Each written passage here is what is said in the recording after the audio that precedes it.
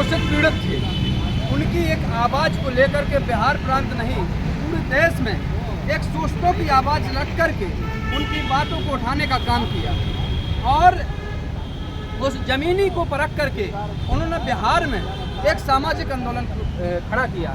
उस आंदोलन को उनका एक नारा था कि हमारी संख्या होने के बावजूद भी हमारी भागीदारी शून्य है, हम देश के कमेरे समाज से आने वाले हैं, इसके बावजूद भी हमारी इसमें संविधान के हिस्से के हिसाब से हमारी राजनीतिक और सामाजिक स्थिति शून्य है।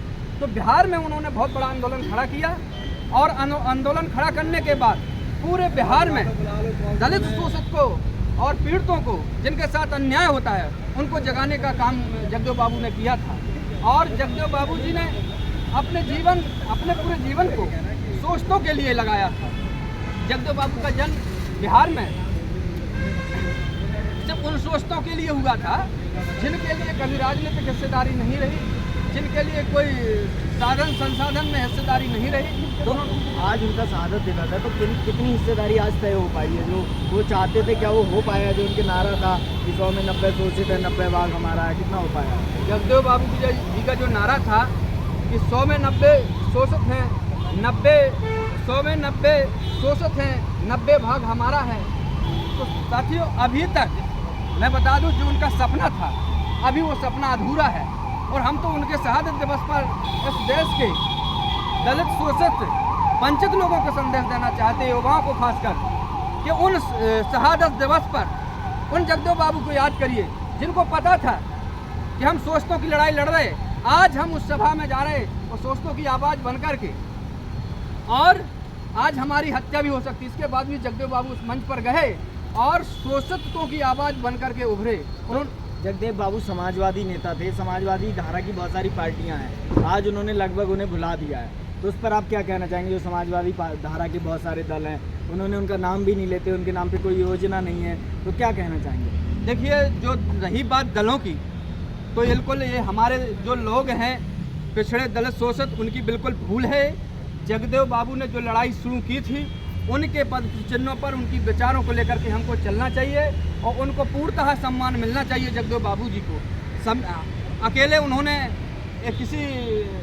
अपने लिए लड़ाई नहीं लड़ी, इस शोषित और पीड़ित समाज के लिए उन्होंने वो अपनी जो जान गंवाई थी, उन्होंने शोषित पीड़ित के लिए जान गंवाई थी। तो राजनीतिक दल आज उनके शहादत दिवस पे उन्हें नमन भी नहीं कर रहे हैं। कई ऐसी पार्टियां हैं जो भी, जैसे आरजेडी हो या समाजवादी पार्टी हो या जनता दल ही हो, कोई कार्यक्रम भी नहीं कर रहे, क्या कहेंगे? नहीं, तो इसीलिए तो आज हम लोग सत्ता से दूर हैं। हम उनके विचारों को, उसके संदेश को जनता तक नहीं पहुंचा पाए। हमारे पार्टियों की मैं बात कर रहा हूं। हाँ, तो पार्टियां जो हमारी पार्टियां हैं ओबीसी एससी की, हमारी उस जगदेव बाबू जी की आवाज़ को हम लोग जन जन तक नहीं पहुंचा पाए, इसलिए हमारे लोगों में जागरूकता नहीं आई। हम लोग सत्ता से बाहर हैं। आज उनने वो काम किया होता तो हम लोग उनके विचारों पर चले होते, हम लोग सत्ता पे काबिज होते, आज उनको सम्मान मिलता, उनको सम्मान हमारे लोग देते। उनकी पहचान विचारों की थी, उनको जन जन तक पहुँचाने का काम आगे हम लोगों ने किया होता तो जगदेव बाबू जी के विचारों का सपना, उनका जो सपना था वो पूरा होता। तो आज जो राजनीतिक दल हैं या हमारे आम लोग हैं, जिन्हें आपके जो आम लोग हैं, उनके लिए क्या आप मैसेज क्या देना चाहेंगे? मैं तो ये कहना चाहता हूँ कि जगदेव बाबू को हमें पढ़ना चाहिए, उनके विचारों को चलना चाहिए। उन्होंने जो शहादत दी थी उस समय पे, उन्होंने उस समय पे जो जंग छेड़ी थी और उन्होंने कहा था कि 100 में 90 शोषित हैं, 100 में 90 शोषित हैं, 90 भाग हमारा है। और राजनीतिक हिस्सेदारी के लिए उन्होंने कहा था कि ये बेईमाने सत्ता छोड़ो, ये बेईमानों सत्ता छोड़ो, इसमें हमारा पूर्ण अधिकार है। उन्होंने नारा दिया तो उनको हम लोग नहीं समझ पाए। हम चाहते हैं कि जो हमारे लोग उनको पढ़ें, उनको सुनें और उनके विचारों को बढ़ाएं, उनके विचारों पर चल करके सत्ता पर हमारी हिस्सेदारी हम लोग ले सकें। तो दोस्तों, ये थे हमारे साथ नवल सिंह कुशवाहा जी, जिनसे हमने बात की बाबू जगदेव प्रसाद जी के जन्मदिन शहादत दिवस पर, और उन्होंने एक बताया कि किस तरह का उनका संघर्ष था, कैसे वो काम करते थे। तो हमसे बात करने के लिए आपका बहुत बहुत धन्यवाद।